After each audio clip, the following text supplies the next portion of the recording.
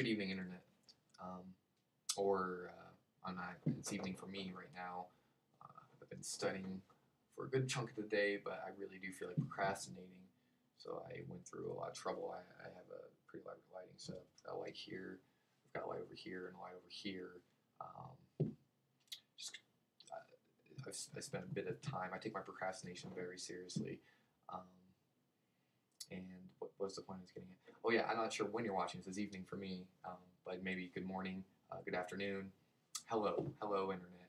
It's nice to see you.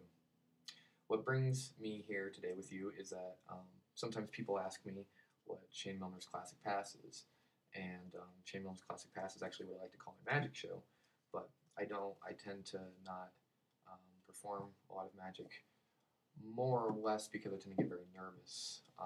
When performing magic, even right now, I do actually feel pretty nervous, with all the high production values and everything, all the lighting. But I thought the internet and doing this would be a good way to get acquainted. Perhaps I can start doing more magic. Perhaps if people know, oh, hey, maybe if I ask this guy to, you got any tricks, he might show us a trick. Sometimes I do like to say no, though, because I do get very nervous. The point is, tonight I am using a special deck of cards. I'm using Bicycle low vision cards. They have different designed. They're bicycle cards on the back. They're normal bicycle cards, but they have these nice, big, bold colors. We have some blue, we have some red, green. We won't be needing to use all these. We'll just be using black and red cards. But I like these cards. I just wanted to show them to you because let you know that they are normal. They just happen to have big, bolder designs, perfect for the internet. What I'd like to show you tonight is or today, is not so much a magic trick, but I think something a little more science-based. A lot of great masters in magic, particularly around the 1940s, 1950s, but it's considered the golden age of magic, used to use a lot of science in their act. And what I find interesting is there's still, even though science has come a long way, there's still some interesting scientific principles that we can use in magic today to do some what I think are some interesting tricks. And what I'd like to show you is something interesting that I found out is that black cards are actually printed on a oil-based ink, and red cards happen to be printed on a water-based ink. And why I think this is interesting is because when I was reading this, I was thinking, oh, well, what happens when you mix oil and water? Because you can mix cards all the time. You can take a few playing cards and you can mix them together. It's not an uncommon thing to mix playing cards. And I was like, oh, okay, if you had like oil and water, red and black cards, or you could think of them as black and red. If the cards behaved like oil and water, then the oil would eventually rise to the top.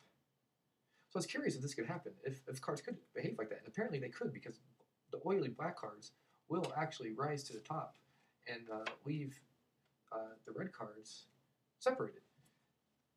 Now, how does this happen? And because obviously it's not a literal density change.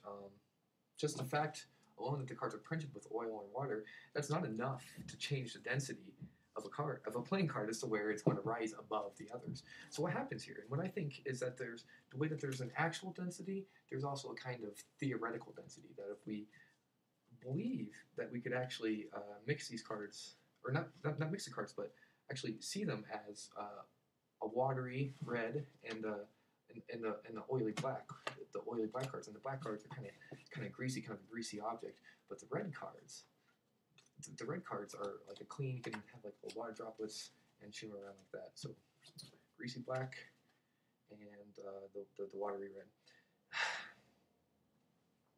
All right, get on with it. The point I'm just trying to make is that when we're mixing the cards, is if we're not actually thinking that we're mixing cards, but if we give it this theoretical idea, a kind of theoretical density, that we are mixing literally like an actual oil and water together, and we can believe that if it only for a little bit, then we'll have like a water, an oil, a water, and oil, make two piles like before,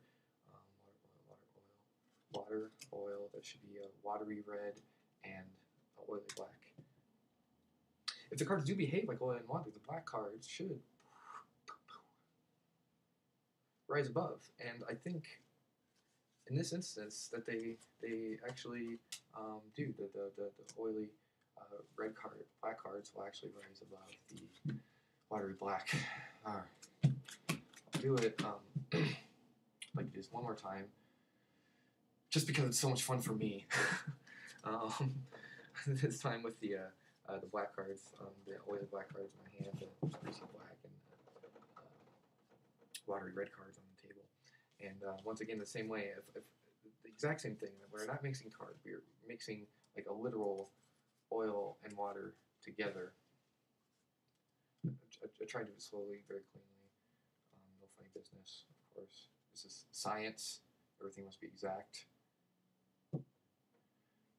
We can leave them in the same pile. We don't need to separate them at all. Like you have two solutions. You can separate the solutions, but we can leave everything mixed together. And if we just you just have to wait. You just have to wait long enough, and eventually the oil yes.